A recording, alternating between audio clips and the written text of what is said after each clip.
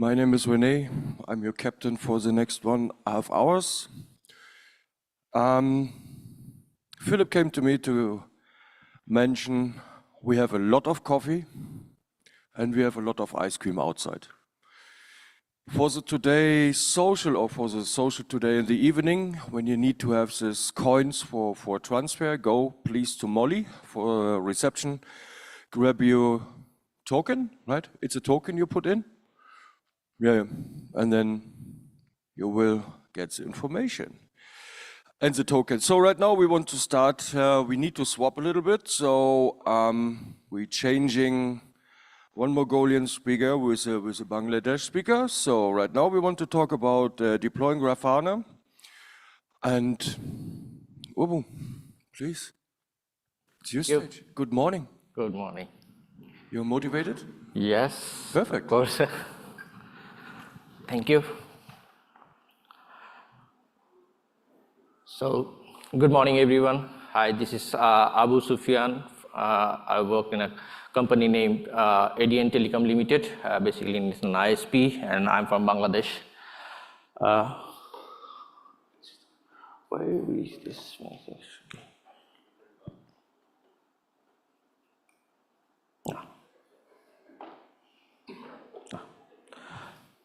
So let's get started.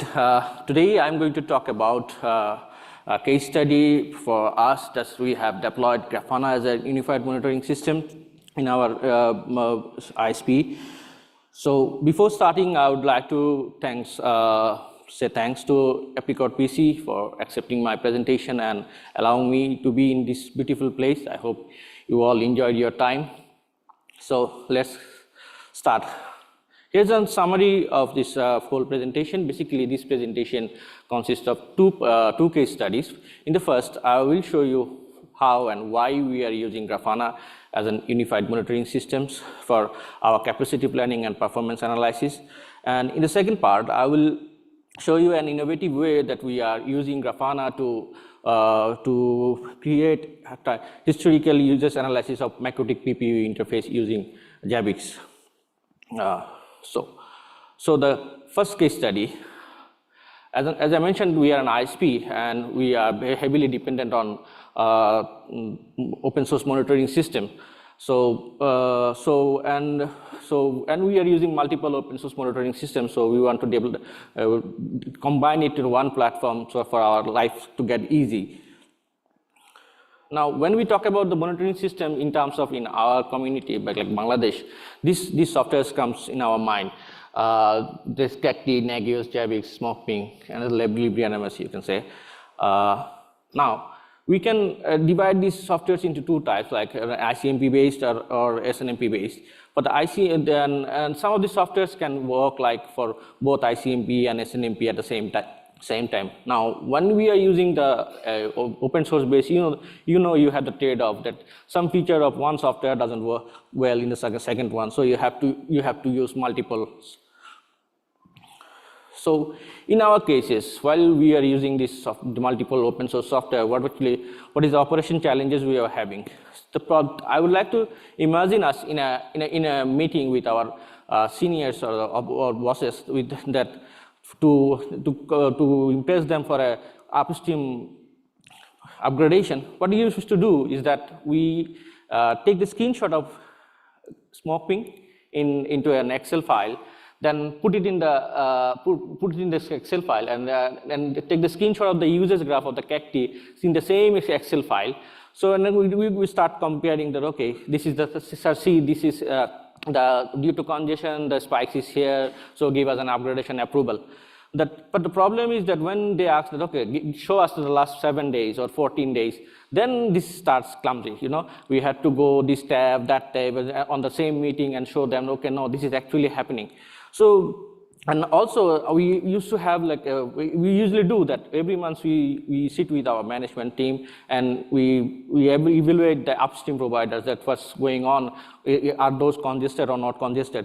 So at that point of time, what we if we see that there is a spike in an upstream grab or the downfall in an upstream upstream graph, then they start questioning us. Okay, why it's happening? So what we used to do is that we used to have another platform like Google Sheet, and we mentioned that okay, at this point of time, the upstream has issues, or we had some issues in our own network. And the third thing is that when we evaluate an upstream after a month, in the CACT, it actually gave us the data of 2 hours average, which actually is not giving us the actual data. That's why when we show our management, okay, we need an upgradation, but actually the actual data is not there. So we had some problem with them to manage them. And this is all manual work, so we want to combine it into a single platform. Now, how our monitoring systems looks like, we actually deployed multiples of smoke ping in different locations, different POPs, and we had central SNMP-based servers in our NOC, or data center. So, and we want to combine it all together. So now, then we start using the Grafana. What is Grafana? Actually, I think you all know that the Grafana is an open source monitoring system developed by Grafana Labs, and it works pretty well. So here's our plan. You can see in here, what we want to do is that we want to push the data of CACT, JAVX, LibreNMS, Observium, smoke ping into data source of smoke ping, then create graphs from those. This is actually our plan. We want to combine it and create graph using the Grafana. So how we modify it? So the final modification of our monitoring system looks like this. We have the old systems, and then we start deploying the Grafana. And this server, this smoke ping, and this JAVX CACT are pushing their data to the Grafana. So as I mentioned, that actually Grafana is the main purpose of the Grafana is to create the data. It's actually based on the data source it has. So we have multiple data sources configured for our purpose. For the CACT and smoke ping, we are using Grafana simple JSON. For the JAVX, we are using JAVX app, and for the LibreNMS and Observium, we are using Grafana MySQL data source and InfluxDB. Now the integration step is basically a simple thing. So you have to do two things. One is for the Grafana, you have to install the Grafana, and then prepare your existing monitoring systems to allow Grafana to have their data in the Grafana data Grafana data servers. And the configuration step for the Grafana is that you have to configure the data source so it can pull the data from your existing monitoring system and then create the dashboard according to your needs, like how you look like, what sort of like is a bar chart or the pie chart, anything you want. Now, the problem we ran out while we're using this solution, or trying to install this solution, that is, you may know that the software like CACT, smoke ping, and LibreNMS, basically these are RRD file-based data softwares. The problem is that Grafana cannot read these RRD files by default. We need someone to help Grafana to read these RRD files. So we are looking for some solutions, and we found this script in the GitHub, Grafana RRD server, which works pretty well, and it's used as like a bridge between the Grafana and the CACT or any RRD server. You can put it in any RRD server, and you can run it in the 9000 port. Its default runs on the 9000 port. So this is the configuration sample. You can see that we with this 9000 ports and the script of Grafana RRD server, we can configure the data source of smoke ping. And here you can see that we have different data sources for CACT, smoke ping, JAVX. So for every server, you need a data source. Each server will get a separate data source. So this is how the final outcome when we combine this data source. You can see here we have smoke ping in the top and the CACT JAVX SNMP interface in the same graph. You can see this is ignore this spike, please. This is for the CPU of this JAVX server. This is basically the same interface. We pull it up. You can see that there is the same graph that's pushing it. So by this you can now see that in a single dashboard you have Cacti, Javix, and Smoke Pink at the same time, and you can see the time range, and you can change your times according to your needs. So, and also that what we found that we can export this data in the CSV, so for further analysis, which is a very good help for us, because still our boss looks he wants to see CSV files. So the conclusion of this of the case study 1 is that actually what we wanted to do, we wanted to have our minimum effort in our presentation to our upper management, that they can see that what actually what we are when we are trying to convince them for an upstream graph, we are not actually manipulating them. So we want to give them the portal. So okay, see, sir, this is yours. This is the portal. This is something happening. Just give us the permission. And also that we don't want this. In our community, people are more happy with the Smoke Ping and Cacti. They are familiar with it. So we don't want to change anything. And we just wanted to have combined into one platform, which we are able to do it with this solution.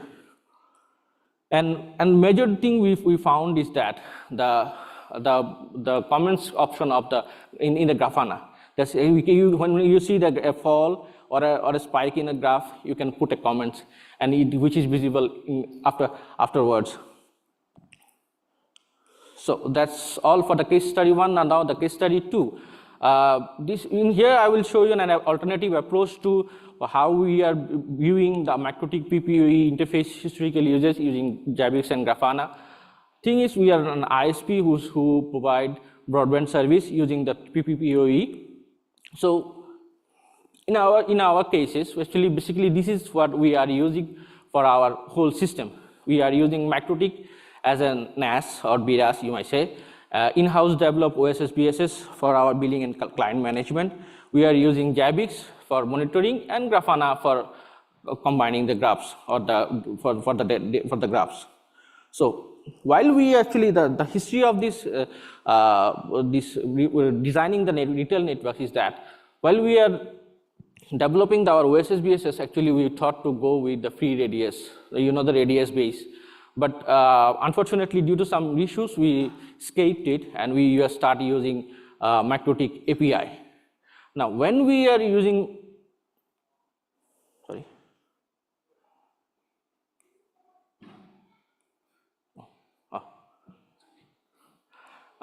when we start using this macrotic API-based OSS BSS, actually the features like PPOE user session, like connected, disconnected, and failed, and the usage history are actually not possible to grab in for each and every macrotics. So we are looking for an alternative, because in Bangladesh we still sell 5 Mbps and 10 Mbps traffic, and the current trend of the video streaming, people needs lots of bandwidth, and our call centers always get busy, like, okay, we are having slow bandwidth, and we are trying to tell them that okay, you are using your full bandwidth, but customer doesn't listen us. So we wanted to have what we want to have. We want to have a portal for the customer. They can see that, okay, no, this is the actual users they are using. So for that, we wanted to have a graph, or a historical graph for the PPOE users only. So for these issues, what we started to do is we started SNMP in macrotics, or macrotic NAS or BDAS, I must say. Then installed a Javix server to monitor those macrotics PPOE interfaces using the built-in templates. Now, when we start doing this, you can see in here, you can see that for every session, it has 2 different graphs. For the receipts, you see here, this is the first session, this is the current session, this live session is having that. So we cannot combine it. Why it is happening? As we all know, the PPE interface, basically those are dynamic interface. So basically when a PPE user gets connected, SNMP index value keeps change. Okay, so you cannot basically how the graphing works. It based on the SNMP index. So every time every time it's changed, you cannot have a historical data. So to solve this problem, what we started to use is the Grafana. When we start Grafana, we can see that we can combine these two, the previous graphs, into a single graph. For each session, it's create a different color graphs. So how we did it? Basically, what we did is that beside Jabix, we put a new server called Grafana server and start pushing the data to the Grafana. Now the data source and templates for this we use, as I mentioned, that Grafana basically depends on its data sources. So you have to have the proper data source for you for the Grafana to work properly. So for our cases, we are using Jabix for the Grafana as a data source. And in the Jabix, we found that there's lots of built-in macrotics templates in the current versions. According to your device model, you can use anything. Okay, the query we run, actually here we have to run two separate query, one for the download, one for the upload. It's also saved and received. You can see there is two query. We just filtered out this router and using it and this user. So there is two query for the received and for the send. Now this is the final outcome for this. You can see that there is two session. Each session, as I mentioned, each session will get a different color. If there is 5 session, if the color there will be 5 more color, five colors. And then what we did is that there is an option in the Grafana API. So by that API, what we did is we managed to push the same graph to our client portal, and we start showing the client that you have this historical data. So by this what we are doing is that we are taking the same information from the Grafana to our portal using the Grafana API.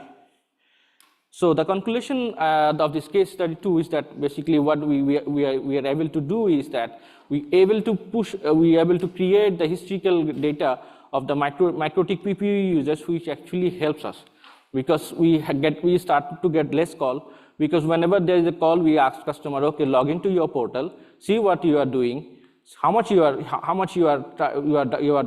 downloaded. This is not the whole the usage. It's just the live usage, the amount of bandwidth you have used, and this actually helps us. This actually helps us. We have less call, and whenever there is a call, we ask our customers, okay, go to your portal, see if you see that you need an upgradation, please send an upgradation email. This is what from my side. Thank you.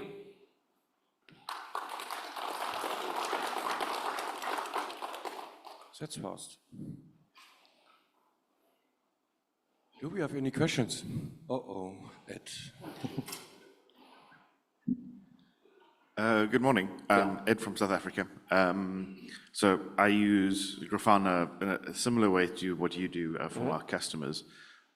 We just poll the MikroTik routers in your case directly because, well, I don't like Zabbix or anything else to be involved, and we get a bit higher resolution graphs.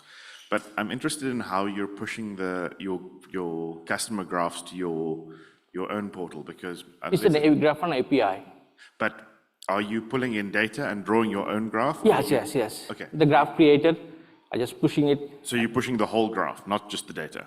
No, with the data, then create the graph based on the data.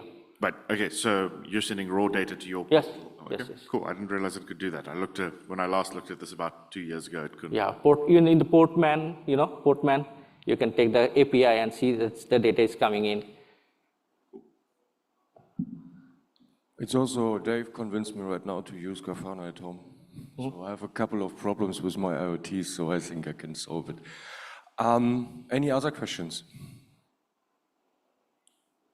No? Good. Many thanks. Thank you. Really Thank you everyone. right? So, and now, let me check. So we switch a little bit. So right now we're going for iOS upgrade using network automation tools. And I want to say welcome to my guy from Mongolia. Yeah, from the city is coming.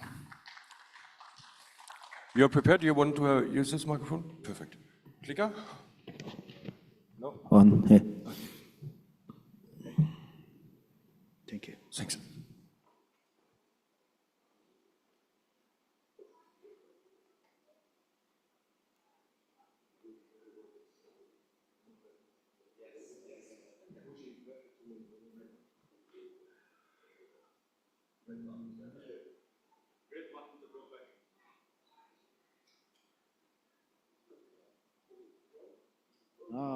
Yeah. Hello, everyone. My name is Batmagne. I am an IP network engineer at Mobcom Corporation here in Mongolia. Today, I will introduce how we use network automation systems to operate the operation system in Mobcom's IP routers in 2023. First of all, I would like to introduce you to the Mobcom Corporation.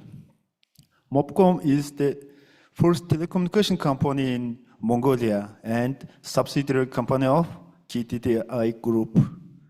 Mobcom provides a range of services, including mobile operator service, international roaming and IPLC service, corporate ICT service, monthly financial service, IPTV service, and Mobcom is also wholesale internet provider.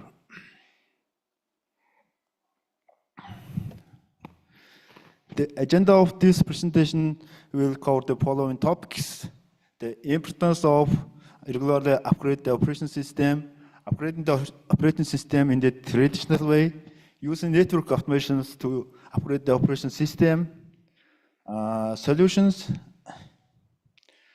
simplifying the process with Python text deficit model, comparing results before and after upgrading the operation system using network automation, implementing the operation system, upgrading using Ansible, Docker, GitLab service, and issue and solution.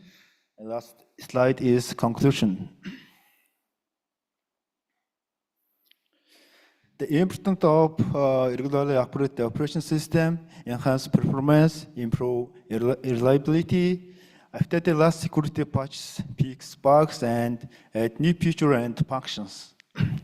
While upgrading to the last and most stable version of the operation system is essential, it's also risky because the router must be rebooted, and all servers interrupt running on that router. Rebooting can cause connection problem and routing protocol issues. And the new version of the operation system may have different command and configuration. Sometimes, if the problem cannot be resolved, it becomes necessary to downgrade to the old operation system. Because of the risks, it's always necessary to carefully compare the results before and after the router has been rebooted. Operating the operation system in the traditional way, a dedicated engineer must be appointed and has to take a backup, copy the new operation system to the router storage, archive current performance status. For example, layer 2 protocol, layer 3 protocol status, interface status, device performance status. Then it replaces the system boot configuration to the router, on the router to run with new operation system.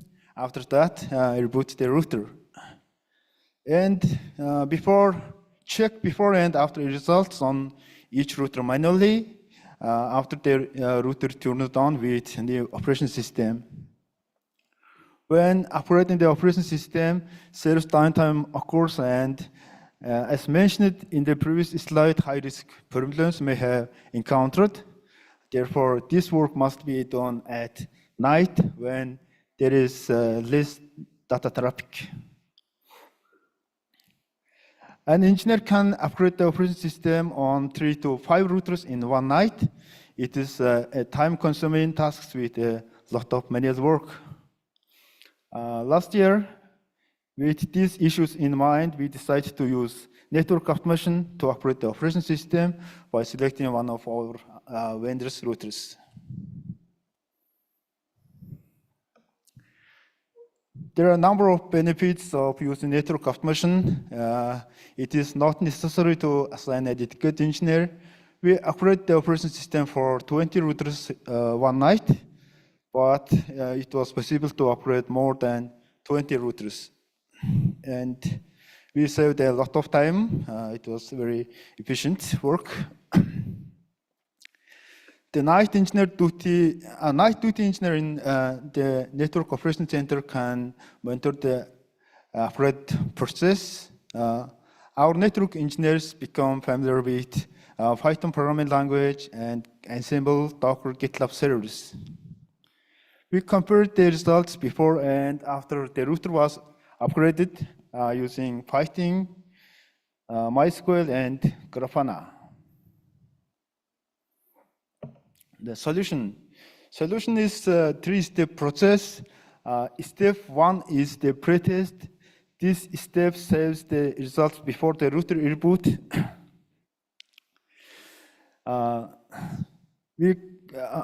Commands are sent to the router in Python script to get results of the interface status, router performance, BGP, and ISS routing protocol, MPLS, layer 2, layer 3 VPN results. The results are returned from the router and stored in the MySQL database. Corresponding MySQL tables are created, store the results of each command. The MySQL table was named command plus before. The pretest results are shown on the left side of the Grafana. Here. Grafana dashboard. In this way, we save the pretest results of the 20 routers being operated at night. Step 2 is the process of operating the operation system on the router. To do this, we installed the Docker and GitLab servers in our monitoring network. Docker inside Docker called Dint and GitLab Runner applications are installed as a container on our Docker server. Registering GitLab Runner in the CI/CD pipeline on our GitLab server. Then CI/CD pipeline builds its container on the Docker inside Docker. This container worked with Ubuntu operation system, and we installed Ansible automation tool on that container. And we changed the configuration to routers from this Ansible automation. We run 3 tasks by using Ansible. Task 1 is to take backup from the routers at 8 p.m. Task 2 is change the system boot configuration to the new version at 10 p.m.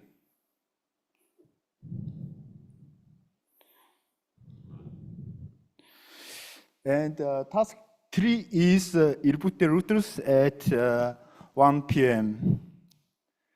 That's a section of the operation system upgrade. Step 3 is the post-test.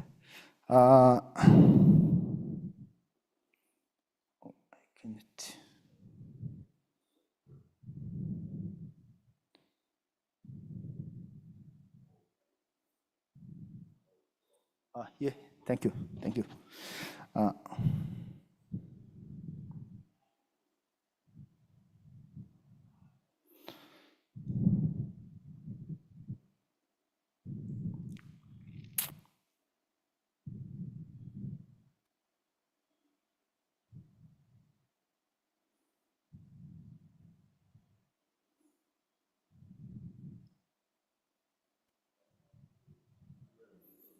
Yeah. Yeah. Step 3 is post-test. After the router turned on with new operating system, the some commands used in step 1 are sent to device, and results are saved MySQL database. And I can't.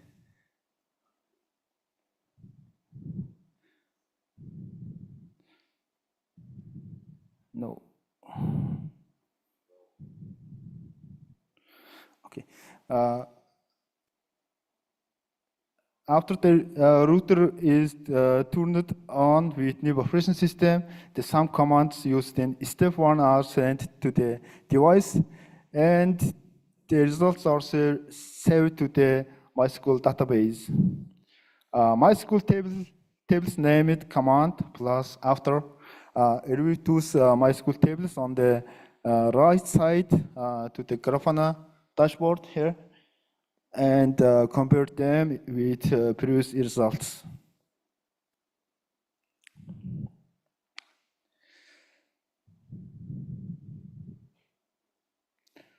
Simplifying the comparison process with Python text deficit model, we used Python programming language to send their commands to the routers, and the command results were received as text.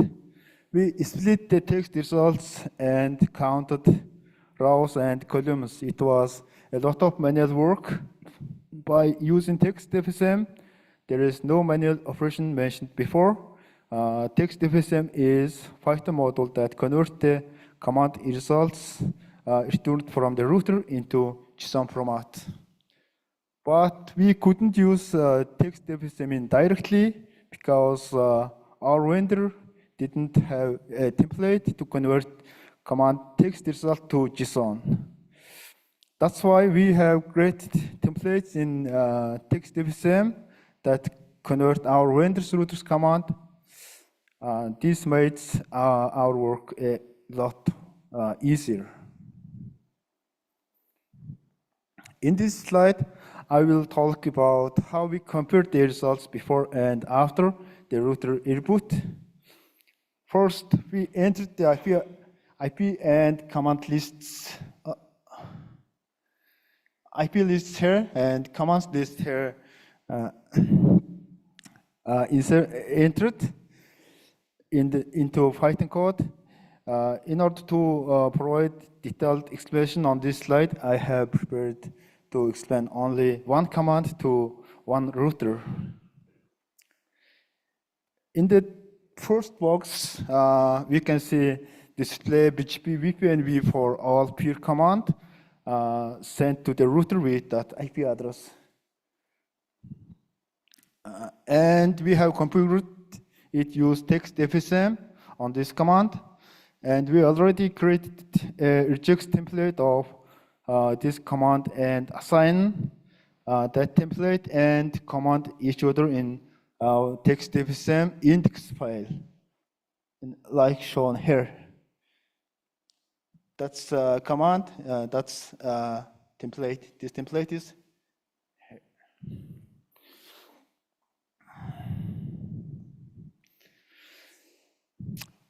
The third box shows the BGP command results converts to JSON. In the fourth box, we can see a section of Python code that insert the BGP results into MySQL database.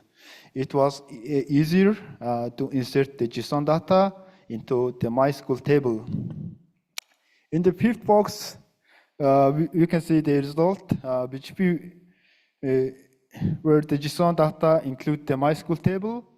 Here we can see that router has two multi-protocol BGP neighbors. In this way, we use to get the results of all commands in MySQL database and compare them on the Grafana.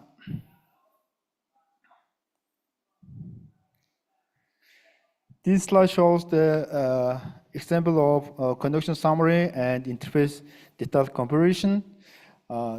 The connection summary shows how many gigabit interface are up, how many ether trunk interfaces are up, and how many BGP and ISI sessions are established on the router.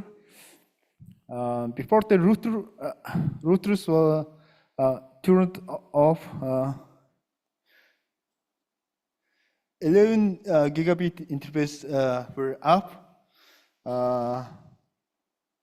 After the reboot, it was 8 gigabit interface were up. In order to find which 3 interfaces were down, we compared them in the interface detail section. Before the gigabit 9, 10, 11 interfaces were up. Afterward, they were down. Here. And this way, we were able to detect the problems.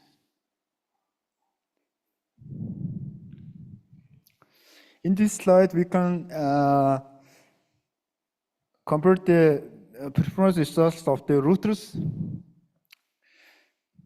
At the top, it can be seen that the results saved before the operation system have old versions such as SPC 100, 200, 500. We can also compare the router uptime. This column and next column shows the CPU memory usage. The last column shows the whether a new operation system has been configured on the system boot, and that router is in there. The lower part shows the results after the router's operation system upgrade has been performed and the router has been rebooted. Here we can see the operation system of all routers has been upgraded to SPC 600 version, and we can compare all the column results. And here is the uptime after the router reboot.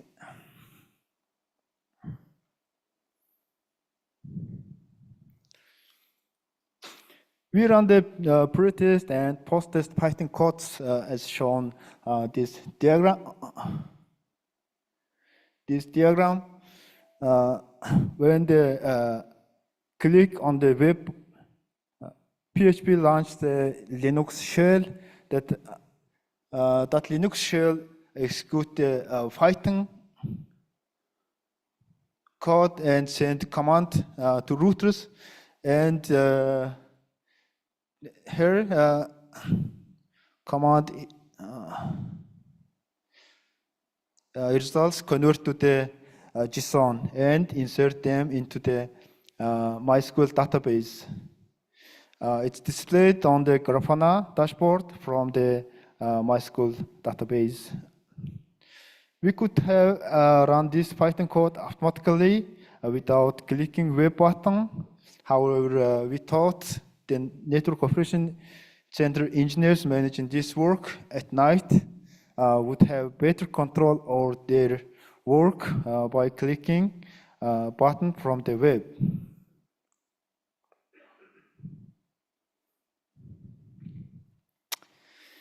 Implementation of the operation system upgrade using Ansible and CI/CD pipeline.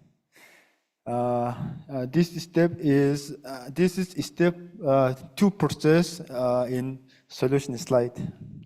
On this slide, we can see the CI/CD pipeline containers configuration file. We used the Ubuntu operation system and the Ansible on this install Ansible on this container. And the last line run the Ansible playbook to change the system boot configuration on the routers here. Then this results of this command will be displayed 2 slides later. In this container configuration file located in GitLab file repository, when any update occurs on this file, configuration file, the CI/CD pipelines container execute the changes. On this slide, we can see the configuration of a simple playbook file. Two playbook file. First playbook file is the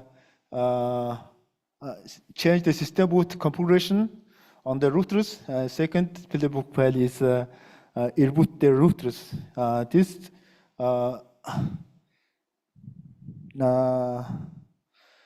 command this are shown by using cat command of the Ubuntu operation system.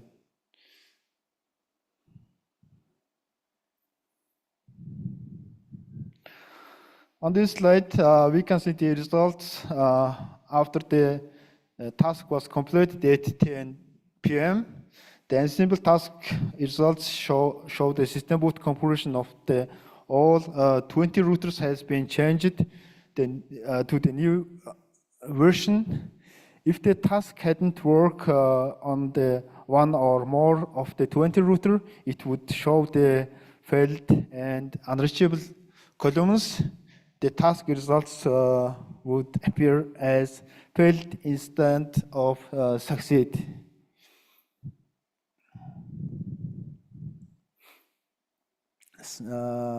Issues and solutions. We encountered one problem during the upgrade the operation system. On the local router shown in the top log picture, we upgraded the operation system and rebooted this router. After the work was done, our network operation center engineer checked all servers on the local router and everything was working fine. Therefore, engineer considered that the work was done successfully and ended his night work. However, in the morning, we received complaints from the customer that they couldn't access to branch from the head office. According to the complaint, when we checked the service on the local router side, but everything looked working normal. But on the remote router side, L2 VPN tunnel status was down. In this case, we can't just check in the service on the local router and finish the work. We decided to check layer 2 VPN status on the remote router side as well and made improve our Python code.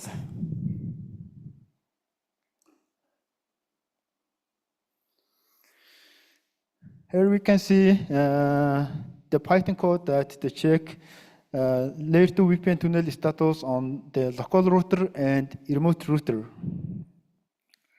First, we check the layer 2 VPN tunnel status on the local router and stored in the MySQL database. From these results, we can see that our local router has created 2 layer 2 VPN tunnels, and I could see the remote router's IP address here. After that, it was possible to access to the remote router and check if layer 2 VPN tunnel had been created by our local router. These results were stored on the MySQL database. In this way, we solved the problem by using able to check the status of layer 2 VPN tunnels on the local router and remote router.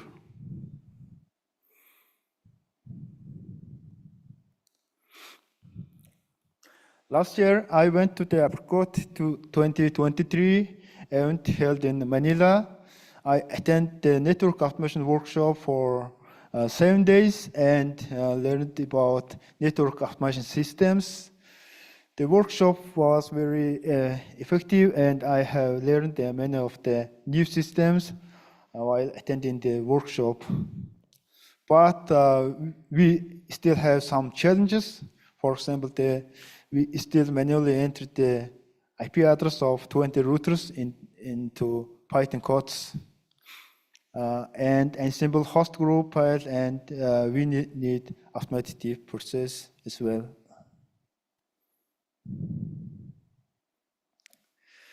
Conclusion: we complete the version of the operation system on more than 250 devices within 2 weeks. We saved a lot of time. Network operation center night shift engineer were monitoring this work. We started to accumulate a lot of experience in network automation. The Python text deficit model made our job a lot easier. In the future, we intend to use network automation systems for daily tasks, not just for operation system operate. GitLab and Ansible service were used. Change device system boot configuration and reboot devices. We plan to these systems more in the future. This is end of my presentation. Thank you all so much for your attention. Thank you. So Dave was looking into your Docker details, but I don't think you have any questions. Any questions? No? Then we're going for the next round. There's Sebek. IP blacklist checker tool. It's your stage. Brad?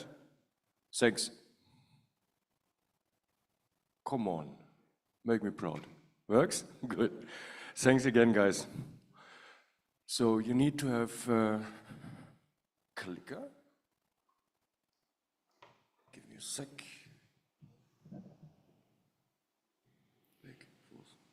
Thanks. Have fun. Thanks, sir. That's working well. So, my name is Dashtik Batarzak from Mongolia in Unitel Group, and our partner is Bill Ganchatoni. He can drive it here. We developed an open source solution in order to check and blacklist status, and we researched some. We did in some research for related in Mongolian IP address, and I will describe now our research results and why we developed in this open source tools and why this tool need us, and I will describe. Firstly, you can download our tool in this repo, and that's I already mentioned. Sure. One. Already I mentioned that's an open source solution. Yeah.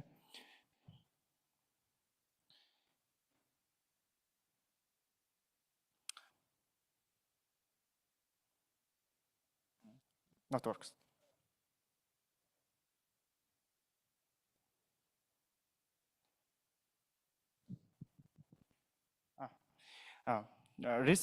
Recent board developed this tool.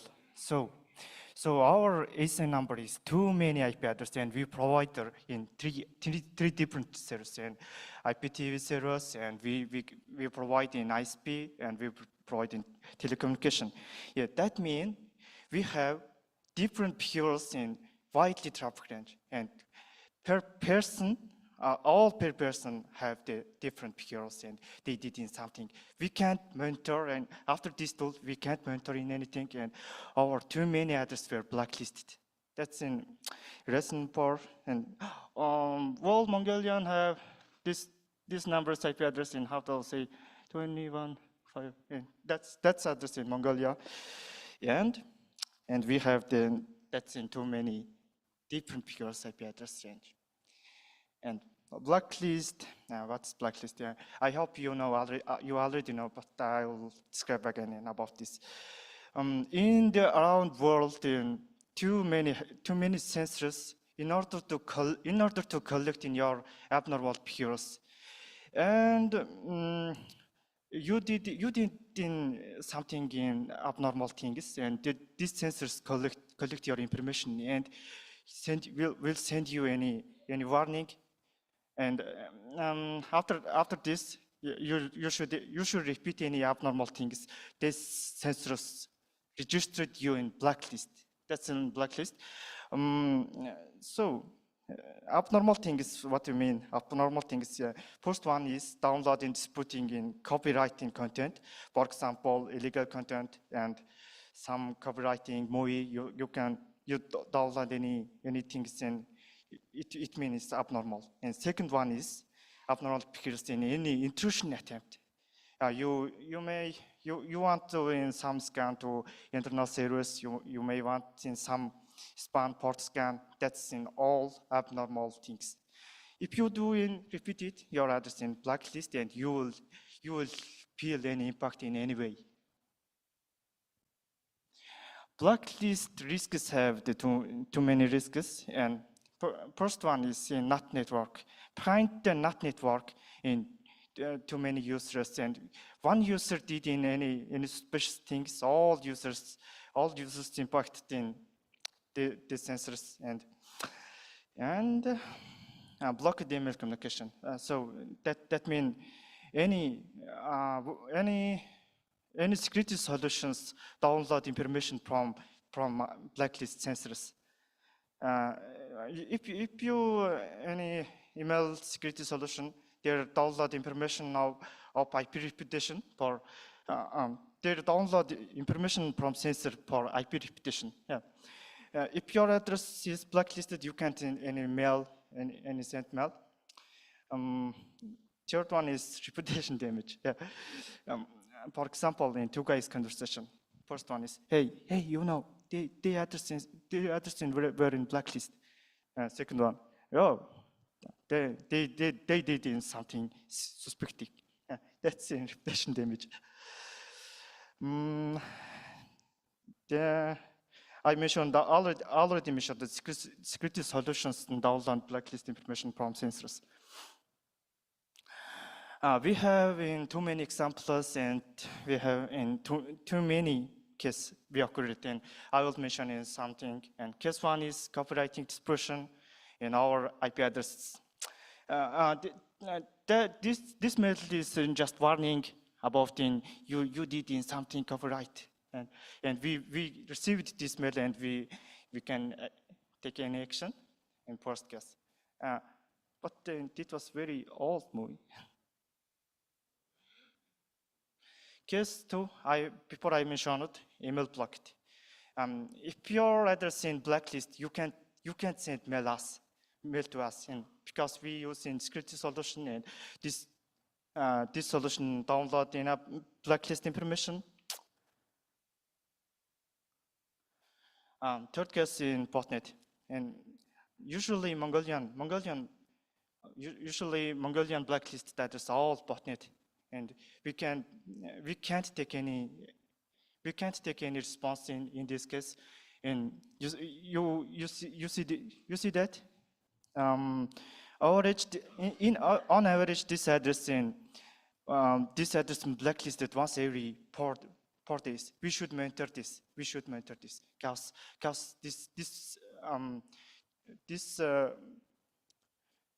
this problem never fixed. We should monitor it. In around world, they having too many solutions about in blacklist. First one is MX tool in Abos IPDB, WhatsApp, that's in PAMOS in IP solutions. We did in some research use in Abos IPDB in related in Mongolian IP address. That one is this. Mongolians in this week, this week, in this week, Mongolian numbers IP address in being reported in 15 port plus. That's in too many. And another thing, and Mongolian IP address in 37% in total IP address in IPOSDB. That's in too large. In this week, all Mongolian IP address in that's IP address in were reported in IPOSDB. That's in it's too large result. Reason of in that reports in already we researched in about it. In first one is sports scan, brute force, in web attack, spoofing, hacking. That's the reason we did it in Abus DB API use and determine in any reasons. Static in according in our research, we mentioned it and we developed in this solution and we researched in this thing. And all Mongolian IP address in approximately 40% was in blacklist in according our research. The totally blacklist IP address number is here, 60260.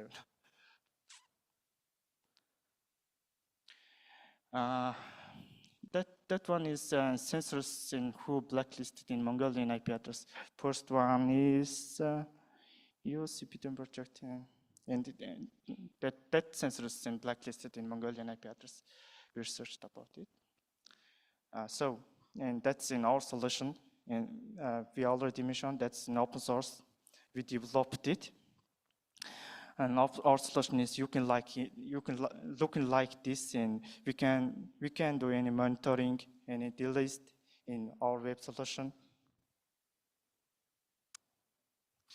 That one is blacklist check-in purchase principle, and that principle named in DNSBL provider. The applicable, for example, you're trying to check in one IP address. If your IP address is blacklisted, the sensors will save your reverse IP address, and you're trying to check any IP address in doing track. It will try to do in any socket. If we take any response, your IP address is blacklist, and haven't any response, your IP address safe now currently. That principle can't work in all sensors, but totally many sensors can work in according to this principle. For example, for us, we can take any information different 14.8 sensors according to this principle. That's in our pictures. So first one is continuous monitoring. Second one is we can delist bulk delist request from our web and observation, and we can graphical dashboard for your organization. Our backend solution in Django, and also we use in PostgreSQL. And PostgreSQL, in order to save your daily report information and anything, for the architecture, we have in authentication purchase, in users purchase, blacklist, and hostname check-in purchase we have. We before mentioned in our principle is DNSBL apps. So that's in our backend. We mentioned it's Django application, and we do in any proxy API for connection to front end. We check it in too many addresses, and we need to any microservice and like in Docker and like a Docker. That's all backend solution. This one is Prontes. We use in React solution. We have different two page in this web. First one is landing page. Second one is admin panel. Third one is login page. After the login, you should check in monitor. You can monitor regularly monitor in our solution. Landing pages, that's in post page. That one is landing page. Before the login, you only can your IP address, but you can't get any report or something in landing page. That's in looking like this, and get reporting you have in blacklist for this example in this address.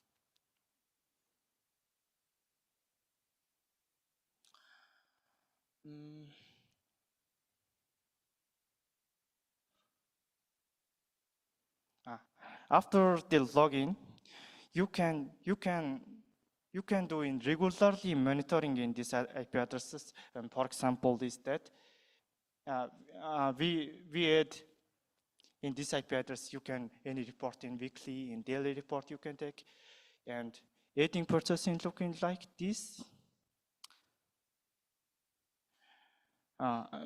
Second picture is in D-list.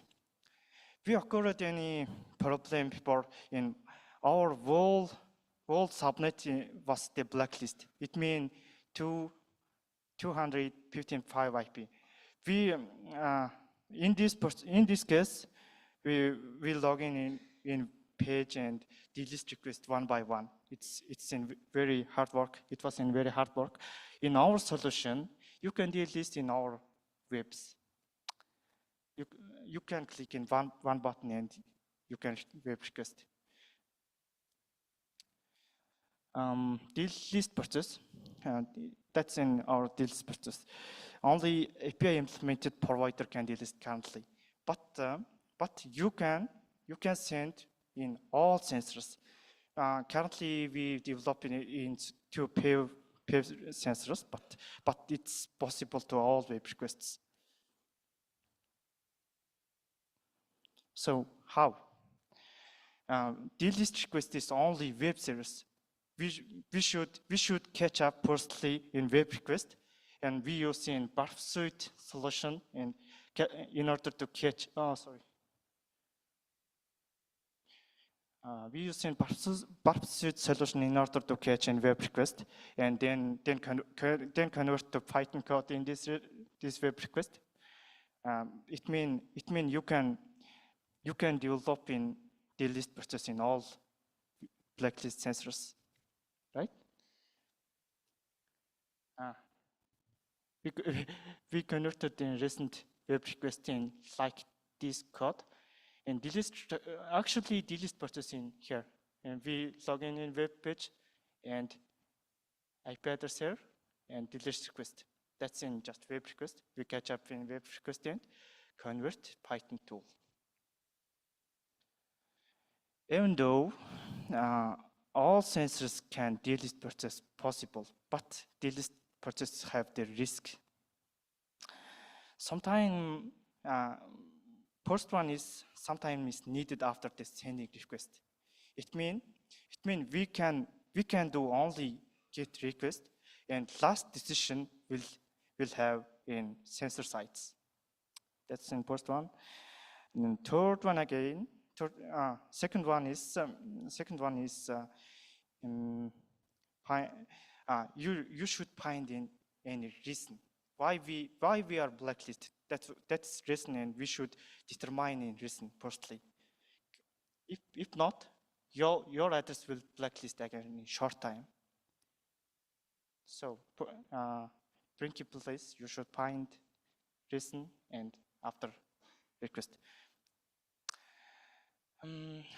Yeah, you sent in many requests to sensor, or your IP address is enable delete blacklists. Let's see demo. Please change.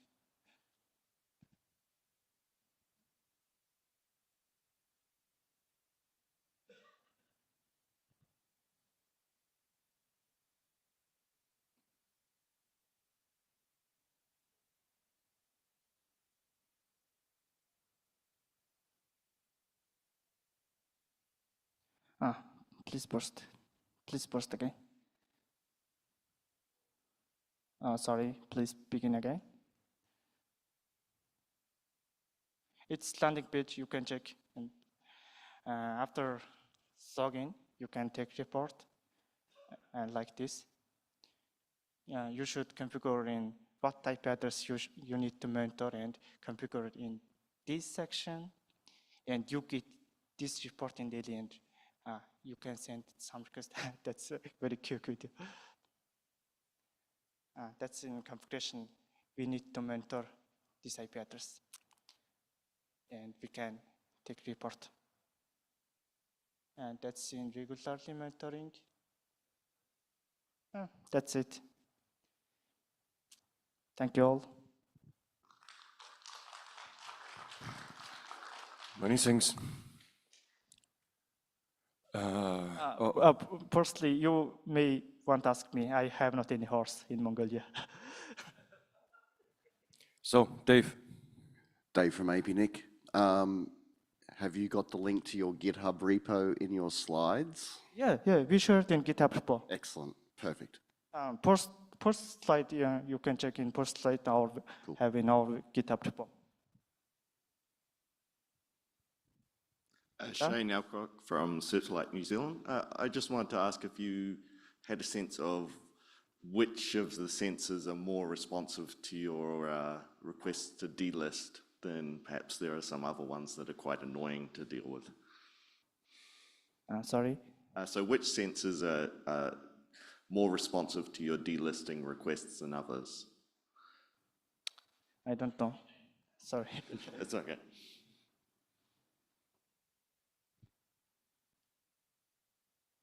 Uh-oh, Lee is coming. Please change to in first slide.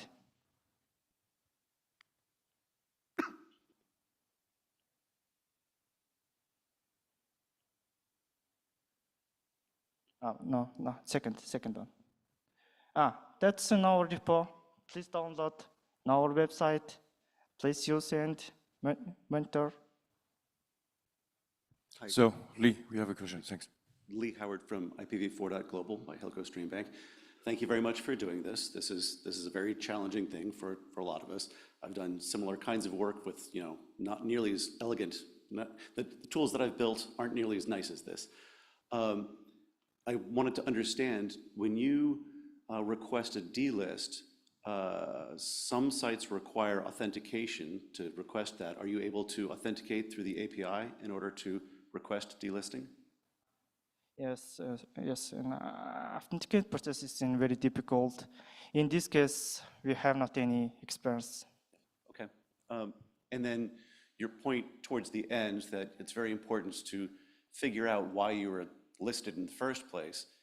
That's very important. And of course, I assume that you are then taking steps to block port 25 or clean up the users or doing something to prevent getting back on the list.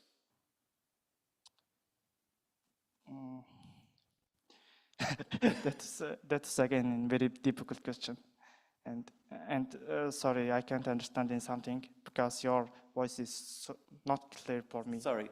Yep. Let me try one more time. After this session, please meet in conversation again. Yeah. I don't want any question. Okay. Lee, coffee time. Thanks. Any other questions? Many thanks. And also many thanks for all your effort to support Mongolia NOC Isidro. Really appreciate it, man. Thanks. So, yeah, normally we have additional 20 minutes. Now we can use the 20 minutes to get some ice and coffee. So again, one reminder, when you want to have this token for the transportation to social today, please go to the registration desk and grab your token, and then go back, have ice cream, and then other side, coffee. Thanks for joining. Bye-bye.